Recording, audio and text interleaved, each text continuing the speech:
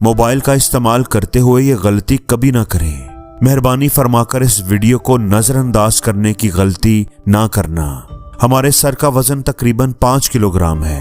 हमारी गर्दन सर के वजन को उठाती है और ये वजन झुकाव के जाविये के मुताबिक बढ़ता है। जितना हम नीचे देखते हैं उतना ही हमारे सर का वजन हमारी रीढ़ की हड्डी पर बढ़ता है।